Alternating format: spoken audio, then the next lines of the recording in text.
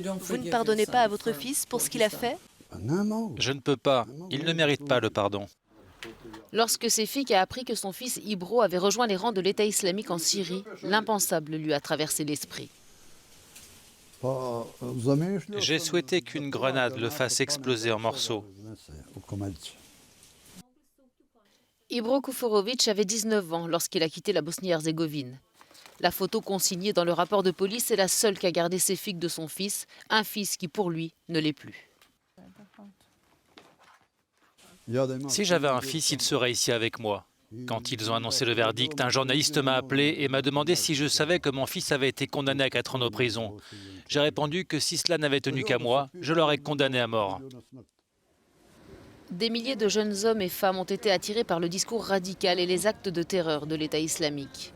Depuis la défaite militaire de ce dernier en Syrie, certains pays ont commencé à rapatrier leurs combattants. Ces 3 dernières années, la Bosnie-Herzégovine a rapatrié une cinquantaine de ses ressortissants impliqués dans l'organisation État islamique. Les derniers sont arrivés en fin d'année dernière. C'est dans ce palais de justice que les 7 hommes rapatriés en décembre ont fait face à de graves accusations. La Bosnie a été parmi les premiers pays d'Europe à introduire des peines de prison allant jusqu'à 10 ans pour les citoyens qui se battent dans des conflits à l'étranger ou en recrutent d'autres pour le faire. C'est notre obligation légale de ramener nos citoyens. Nous sommes conscients du risque en matière de sécurité, mais en tant que pays, nous sommes prêts à y faire face. Mais dans le pays, certains contestent cette décision. Ils remettent en cause le fondement des raisons invoquées concernant ces rapatriements.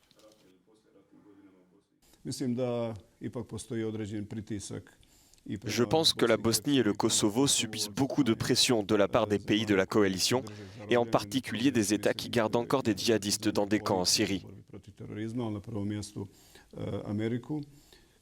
Parce qu'elle veut fermer ces camps, l'Amérique pousse les pays à rapatrier leurs ressortissants.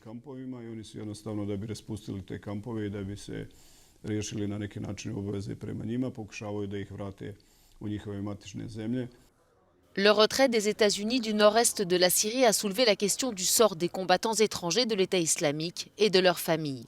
De nombreux pays de l'Union européenne, dont la France et l'Allemagne, ont montré des réticences à faire revenir leurs citoyens, arguant que les combattants étrangers de l'organisation djihadiste devaient être jugés en Syrie et en Irak, là où les crimes avaient été commis.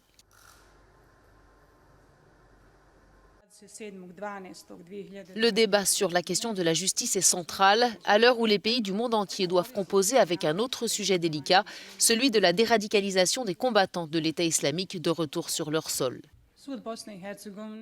Des programmes de réintégration des djihadistes et de leurs familles dans la société ont été mis en place et le gouvernement bosniaque assure que beaucoup font déjà du bénévolat. Mais pas tous, et pour Şefik comme pour d'autres, il n'est toujours pas question de pardonner.